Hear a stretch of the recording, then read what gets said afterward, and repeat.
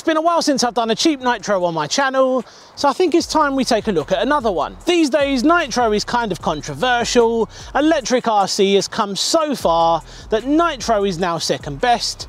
But back in the day, Nitro was the only way to go if you wanted to go fast. The biggest thing that scares people away from Nitro is the maintenance required to keep them running properly, the engine tuning and the noise. Compared to electric RC, you really don't have to worry about any of that, and usually electric RC cars are maintenance free, apart from some chassis maintenance like diffs, bearings and gearing, but essentially they're very easy to run. Now all of this makes Nitro incredibly hard to justify for a lot of people, especially beginners getting into the hobby, due to the steep learning curve.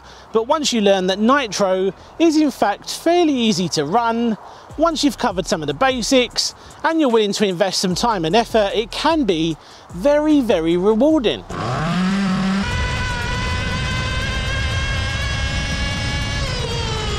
So today we're going to be taking a look at this, and I can't quite remember the model name. I'll stick it on the screen now. I know it's a bit of a long one, but it's also known as the FTX Banzai. Now this thing comes as an almost ready to run, and you will require your own transmitter and receiver, your own body shell, some nitro fuel and some AA batteries. And what's great is for people here in the UK, you can always get FTX bits because they're a UK brand, and their spares are usually really cheap as well. Now if you're not in the UK, don't worry, because you can still buy all the parts for this online. Now you will have to supply your own body shell, and I've actually gone for the FTX Banzai body. I think this is the one they include on their brushless ready to run.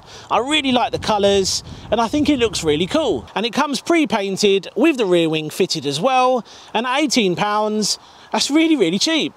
The transmitter and receiver I'm using with this one is brand new from Dumbo RC. It's much smaller than the Dumbo RC X4 and their X6, but it still performs great and it has a really good feel to it. Now Dumbo RC actually sell a receiver with an inbuilt gyro, which comes in really handy, especially when it comes to drifting, for that little bit of extra stability, but this receiver doesn't have one built in, so I'm actually using a standalone gyro instead. And again, this is brand new from Dumbo RC. It's really cheap and it can be used with any RC receiver, and due to its size it would even work on some of the smaller cars. It's very easy to set up, and everything required to get you up and running is included in the box. So in the box we don't really get a huge amount. We get the car itself, we get a black and white manual, and we've got a parts bag containing all of the hardware to get this thing built up. You will also have to fit the body post yourself, and depending on which body you decide to run, you'll also have to make adjustments to those. So let's talk about some of the chassis features then, and then we'll get this thing fired up. So engine wise, we have a Force Nitro engine. This is really common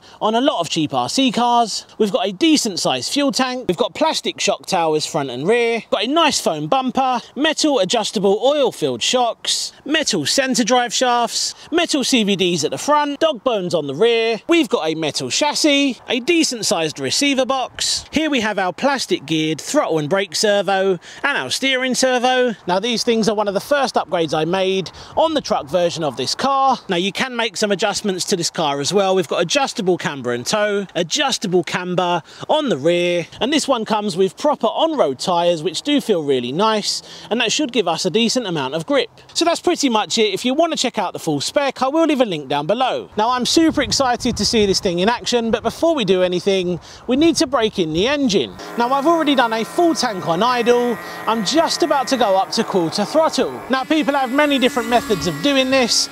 I usually do a full tank on idle first, followed by a tank on a quarter throttle, then up to half throttle, then 3/4, and then all the way to full throttle. Now there are so many different methods out there, but this is the method that works for me. So I've just finished breaking in the engine, and it's finally time to see how this thing performs. Now I was going to fit some drift tyres, but what I actually found when I was breaking in the engine is this thing still likes to go sideways, even using the included tyres. And I think they're a nice amount of grip, and they should still allow us to get sideways. Now straight after engine braking, this would be the time where you would start tuning, but I'm not going to do that today. I'm going to do that another time, because I just want to have some fun with this thing, and it's not going to harm the engine because it's still running rich.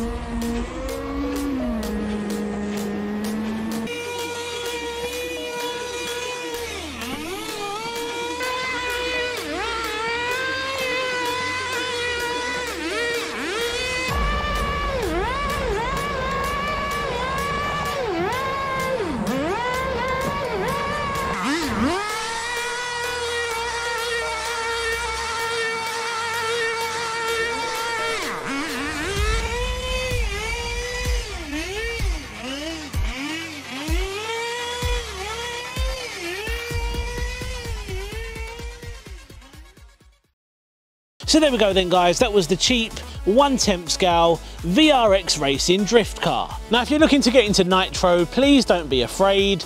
It's really not as difficult as people make out. And yes, maintenance and tuning can be a slight issue for some people, but give it a chance because Nitro certainly has something a little bit different compared to electric RC. So drop a comment down below and let me know what you think of this cheap Nitro drift car, and don't forget, if you are in the UK, you can pick one of these up under the FTX brand name. And again, like I previously mentioned in the video, FTX parts are incredibly cheap, which in my opinion does make this one of the best ways into Nitro RC. Now if you enjoyed today's video and you want to see more Nitro content here on my channel, click one of these videos now.